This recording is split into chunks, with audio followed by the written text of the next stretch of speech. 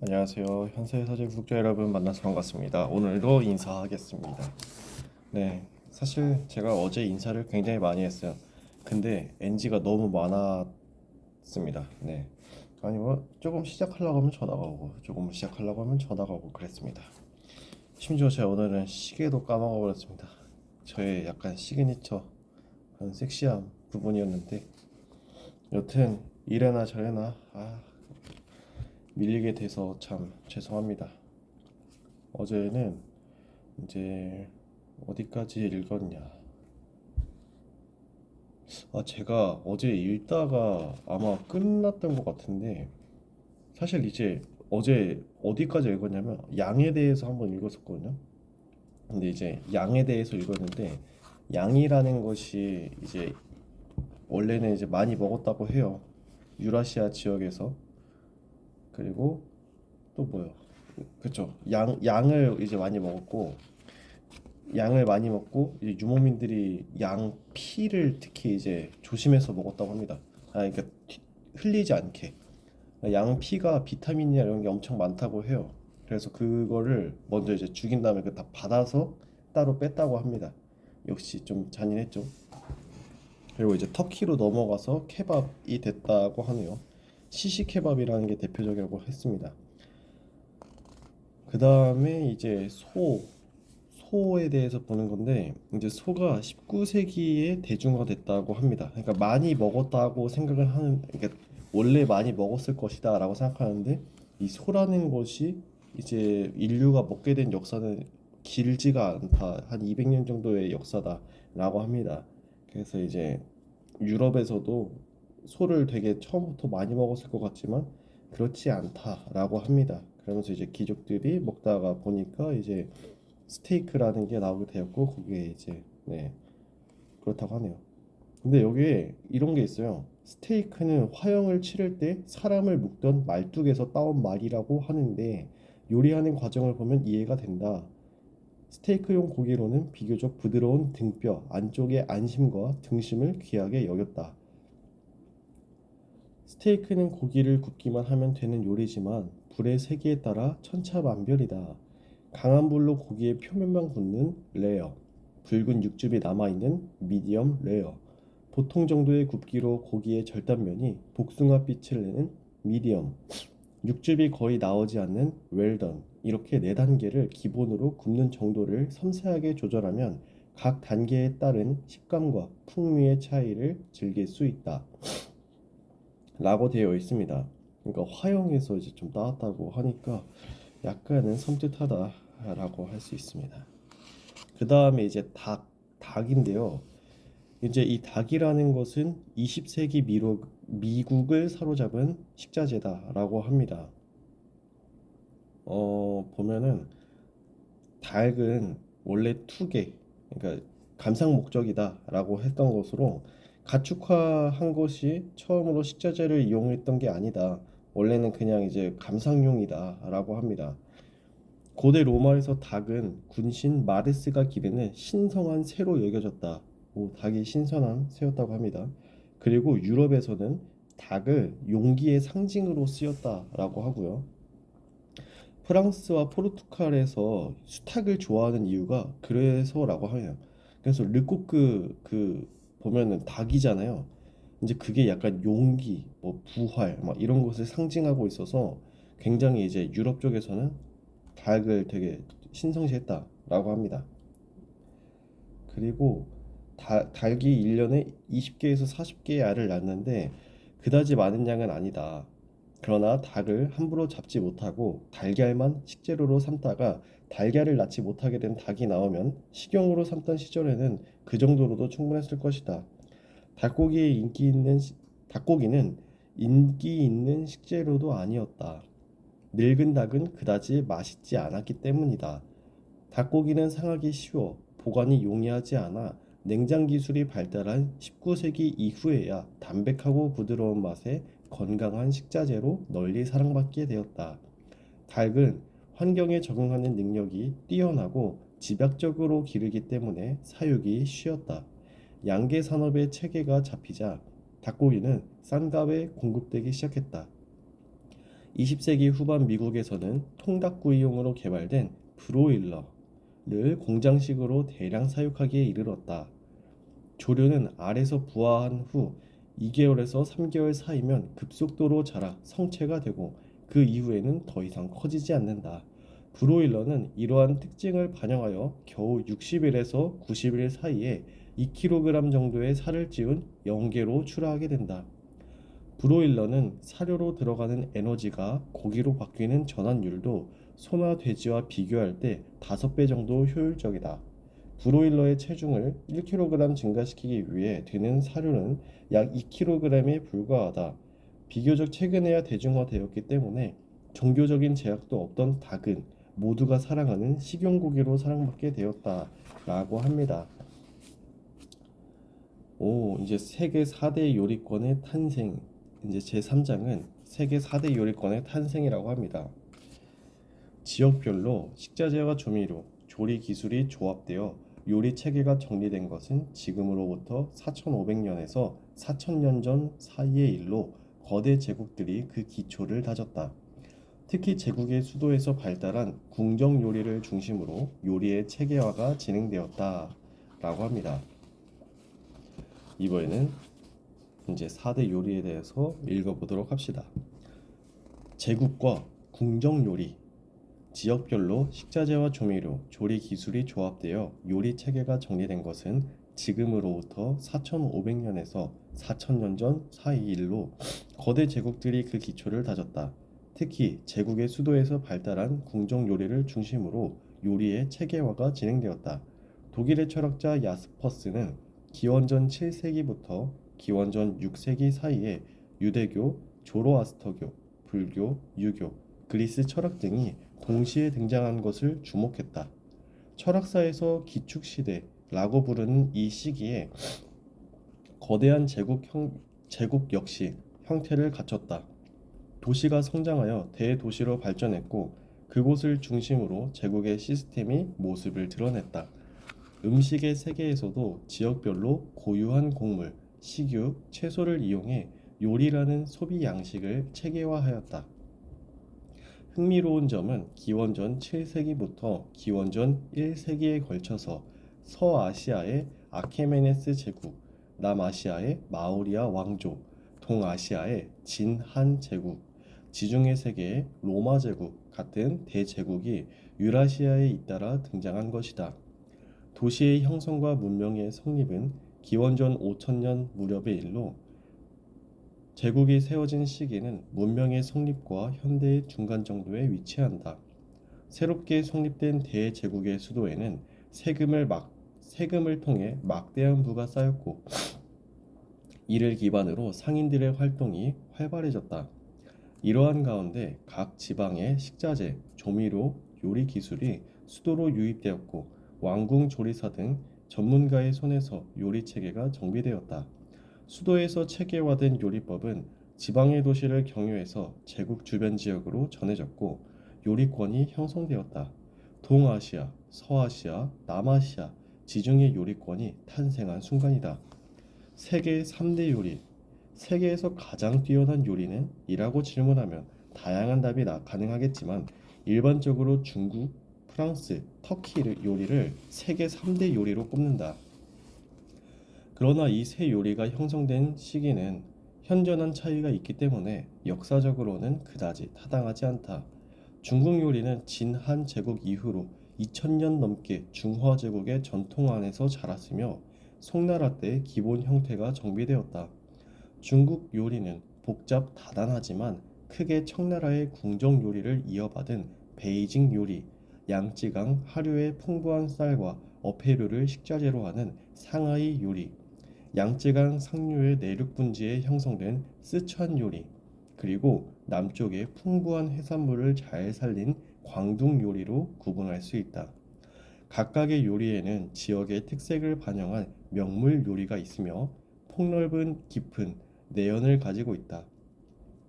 한편 중국에서는 의슬과 요리를 하나로 보곤 하는데 오랜 기간 동안 자연에서 온 다양한 산물의 효능을 연구했기 때문일 것이다. 또한 중국 요리는 재료와 손질법, 조리법에 따른 분류 체계를 갖추어 비교적 이해하기 쉽다. 터키 요리는 세 대륙에 걸친 넓은 영토를 자랑한 오스만 제국 하에서 체계화된 것으로 그다지 오래된 편은 아니다. 흔히 터키 요리라고 하면 양꼬치 구이인 시식 케밥이나 빵과 함께 먹는 되네르 케밥 등을 떠올리지만 그것뿐만은 아니다. 돌마 또는 사르마라고 부르는 각종 재료로 속을 채운 요리도 있고 불가리아산이 유명한 요구르트도 알고 보면 터키어의 요우르트에서 온 말이다. 터키 요리는 서아시아와 중앙아시아 그리고 지중해 요리가 합쳐진 형태로 그야말로 제국다운 요리이다. 16세기 오스만 제국의 수도 이스탄불에 있는 토프카프 궁전의 주방은 매일 6만 명분의 음식을 제공할 수 있는 규모와 체제를 자랑하고 있었다. 하루에 사용되는 식자재가 양 200마리, 새끼 양과 염소가 100마리, 닭이 600마리 남짓에 이르렀다고 한다. 터키 요리는 오스만 제국의 궁정 요리를 중심으로 각 지방의 요리가 조합되어 형태를 갖추어 나갔다. 프랑스 요리는 고대 로마 제국의 궁정 요리를 토대로 세련된 조리 기술과 지역의 명물 요리를 조합한 것이다. 19세기에 체계화되었기 때문에 근대 이후의 요리라고 할 수 있다. 19세기의 유럽은 세계 각지의 식민지로부터 막대한 부가 흘러들어오는 제국들의 가축장이었는데 프랑스 요리는 이 시대가 낳은 산물이라고 할 수 있다. 맛의 토대를 구축한 세계 4대 요리권, 역사적 맥락을 고려해 세계의 요리를 살펴보면 다음과 같은 구분도 가능하다. 1번. 주로 돼지고기를 기반으로 다양한 장과 기름을 사용한 요리와 특유의 보존식품이 인상적인 중국 요리권. 2번. 커리와 기를 이용한다는 특징이 있고 양과 닭을 주재료로 쓰는 인도 요리권. 3번. 이란, 아랍, 터키 등 다수의 요리 문화가 섞여 복잡하지만 양을 주재료로 강렬한 양념을 많이 사용하는 아라비아 요리권. 4번.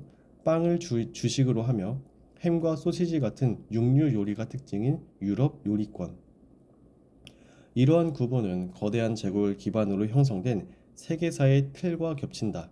그러므로 이 4대 요리권을 통해 대항해 시대 이전의 음식 세계를 상상해 보는 것은 충분한 의의가 있다.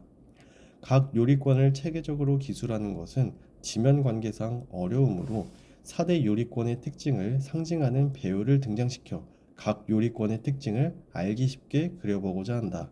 예시로 드는 식자재는 일종의 상징적인 성격을 포함하고 있으므로 우리에게 익숙하지 않은 것도 있다.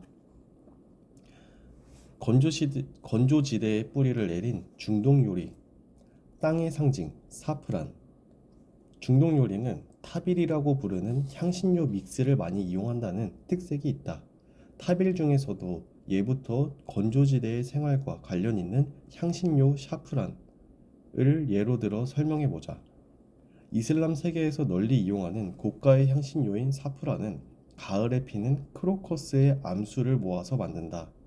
좋은 향을 내는 사프란은 진통, 발한, 부인병 등의 약효가 있으며 노란빛으로 물들이는 착색제이기도 하다. 사프란은 후일 유럽에 전해져 지중해 요리에도 널리 사용되었다. 사프란이라는 명칭은 아랍어 자파란에서 기원을 찾을 수 있다. 그 뿌리가 서아시아에 있다는 것을 알 수 있다.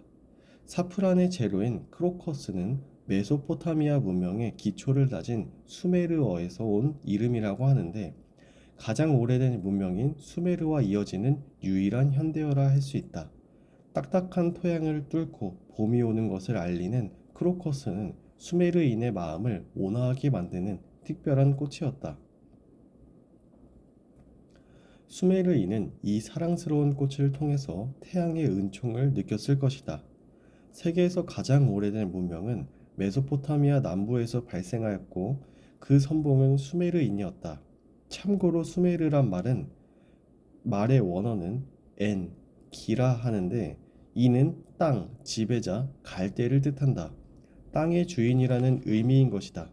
늪과 연못으로 둘러싸인 습한 땅이 그들이 생활하는 터전이었다. 수메르인은 보리를 재배하여 생활을 유지했는데 황량한 땅이 밭으로 되살아나는 봄을 그 무엇보다도 기다렸을 것이다.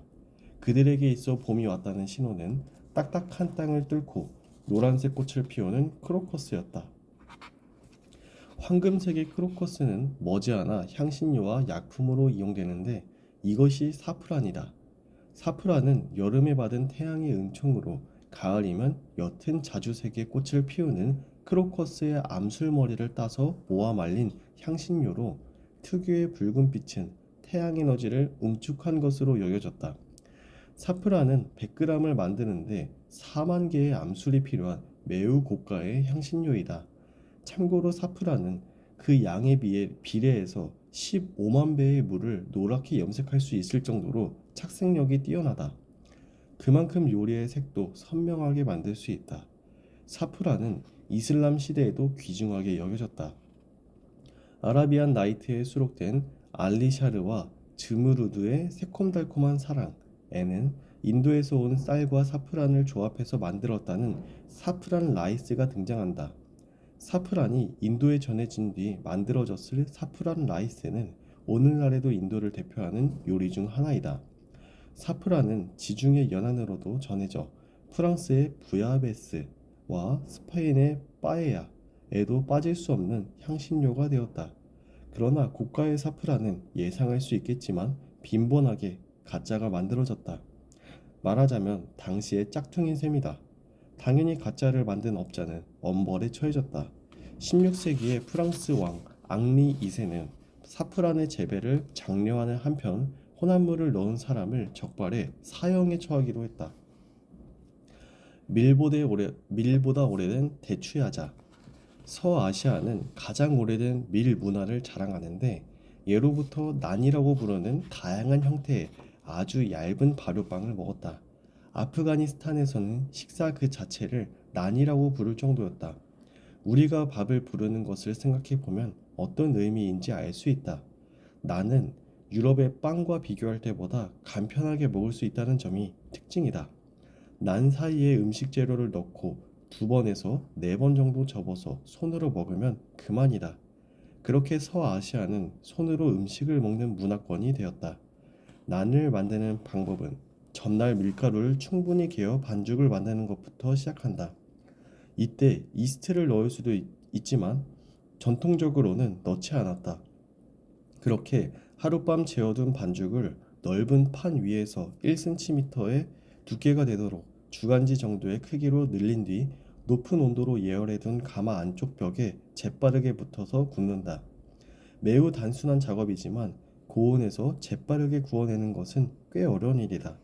이란 속 이란 속담에 나는 화덕이 뜨거울 때 붙여라 라는 말이 있는데 쇠는 뜨거울 때 두들이라는 말과 일맥상통한다. 메소포타미아 문명에서는 껍질이 딱딱한 밀을 장기간 보존하기 위해 불거를 만들었다고 한다. 불거는 막 수확한 밀에 물을 부어서 부드럽게 될 때까지 삶은 뒤 햇볕에 말린 다음 돌이나 맷돌을 이용해 가루 상태로 만든 것이다. 오래갈 뿐만 아니라 물만 부으면 쉽게 요리할 수 있어 오늘날에도 이 일대에서 즐겨 먹는 식품이다. 이렇듯 밀을 사용한 전통 요리를 계승하고 있다는 점은 서아시아의 요리 문화의 두드러진 특징이다.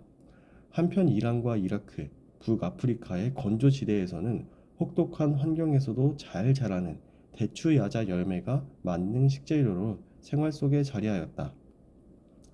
20m에서 30m에 달하는 높이로 성장하는 대추 야자는 재배 8년째부터 열매를 맺기 시작하여 이후 거의 100년간 열매를 계속해서 맺는다. 한 그루의 나무에서 보통 연간 70에서 90kg의 열매를 생산하는데 그 나무에서는 270kg을 수확하기도 한다. 메소포타미아에서는 보리보다도 많이 수확할 수 있는 대추 야자를 보다 오래된 식자재로 여긴다. 이집트나 메소포타미아에서는 8천년 정도부터 대추야자를 재배했다고 한다. 오늘날에도 유목민들은 대추야자를 주식이자 간식으로 먹는다. 수많은 낙타의 짐을 싣고 사막을 오가던 대상 카라반의 휴대 식량도 말린 대추야자였다. 대추야자의 씨는 낙타의 사료로도 유용했고 열매를 으깨서 만든 시럽은 고대 이후 이 지역 요리에서 빠질 수 없는 조미료였다. 이 시럽은 발효시키면 술이나 식초가 되기도 했다. 메소포타미아에서는 유럽에서 발효빵으로 맥주를 만들던 시대보다 훨씬 전부터 대추야자를 발효시켜 빚은 술 나비지를 마셨다. 대추야자는 건조지대에서 성장한 서아시아의 모든 문명을 지탱한 소중한 먹거리였으며 오늘날에도 북아프리카와 이란 그리고 아라비아 사람들의 소중한 재산이다. 아라비아 반도를 북상한 커피. 오늘날 유럽을 대표하는 기호품인 커피는 원래 이슬람 세계에서 즐기던 것이었다.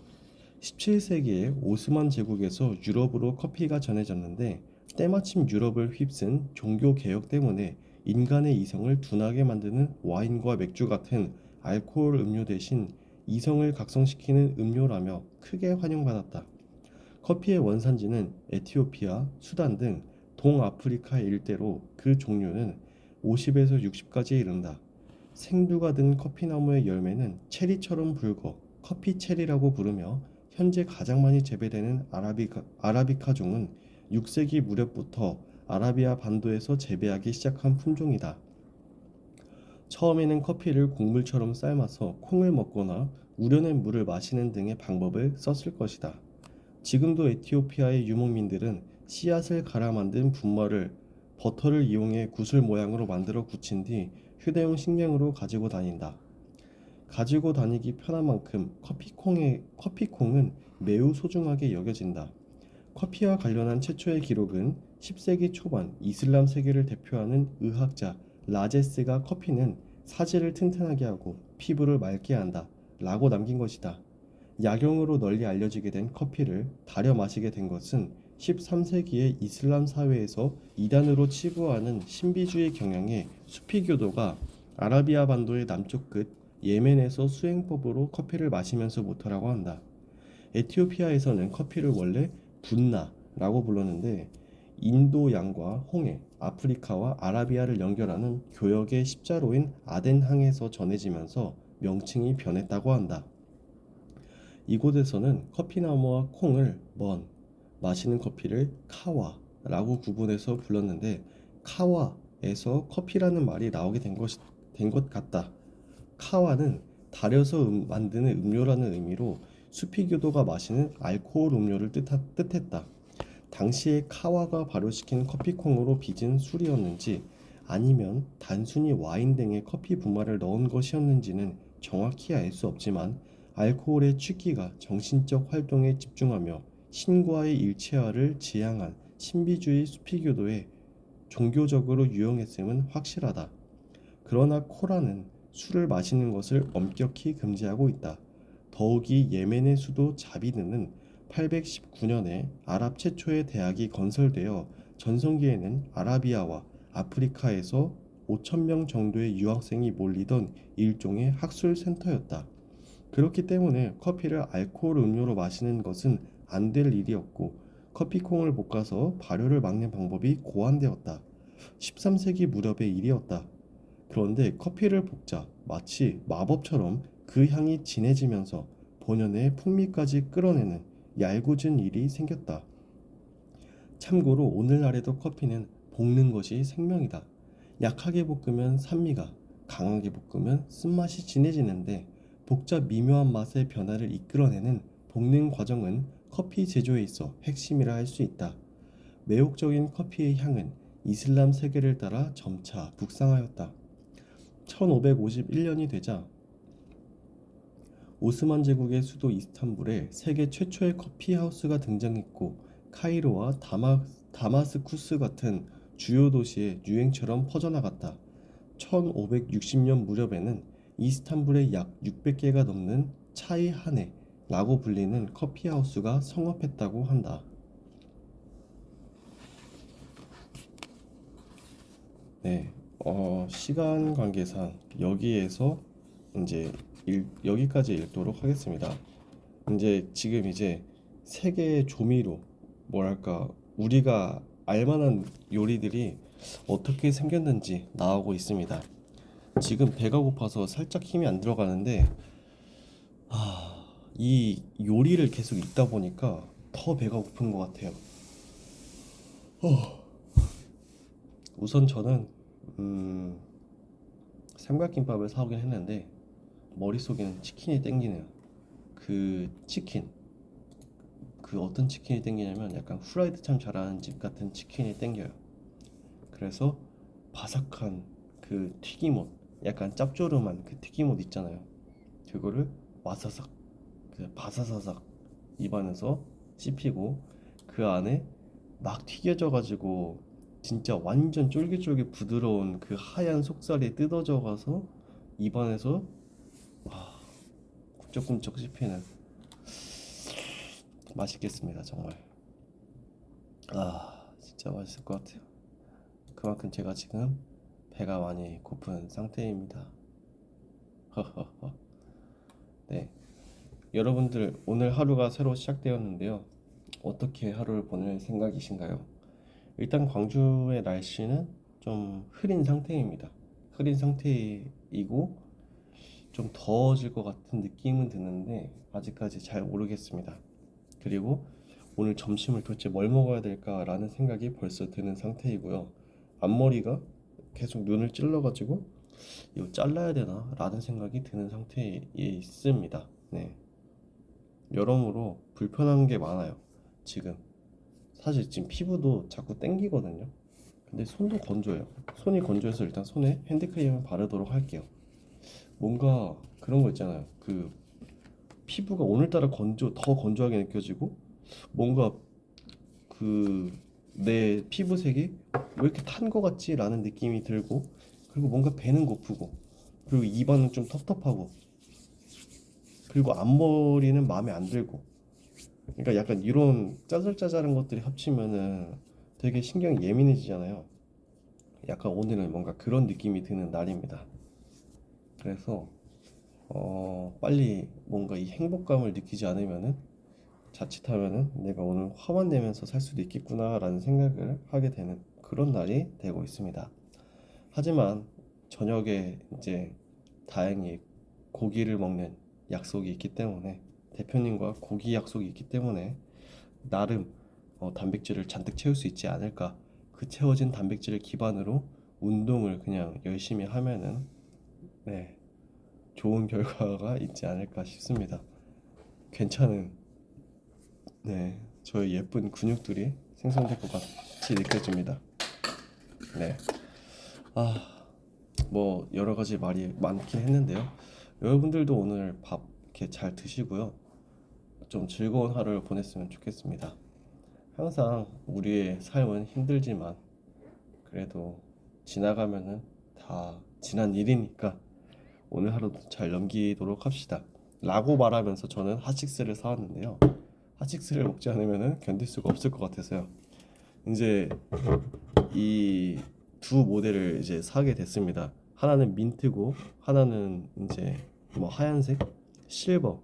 근데 이제 이름이 다르더라고요. 이제 민트색은 러쉬고 하얀색은 포스예요, 포스. 그래서 이게 두 개가 뭔 차이가 있지? 라고 생각을 했거든요. 일단 파란색도 있고 빨간색도 있잖아요. 근데 보니까 이제 기본적으로 들어가는 성분은 똑같은 것 같아요. 뭐 마카 추출 농축액 있고 L카르티닌 있고 타우린 있고 그리고 카페인 있고 그런데 이제 성분표를 보니까 이 배합의 차이 같은 느낌이 들더라고요. 이제 정제수 그러니까 물이 들어가고 이산화탄소 이제 탄산이 들어가고 그 다음에 이제 에리스리톨이라고 있는데 에리스리톨이 정확히 뭔지 모르겠거든요. 근데 에리스리톨하고 구연산이 서로 차이가 있어요. 그리고 그 다음에 이제 러쉬 같은 경우는 과라나 추출물이 바로 들어가거든요. 그 다음에 이제 타우린이 들어가는데 어, 원 재료가 이제 타우린이 러쉬가 좀 더 적은 것 같습니다. 그리고 이 포스가 조금 더 많은 것 같고, 네, 좀 더 많은 것 같아요. 그러니까 약간 그 배합의 차이인 것 같습니다. 맛과 배합.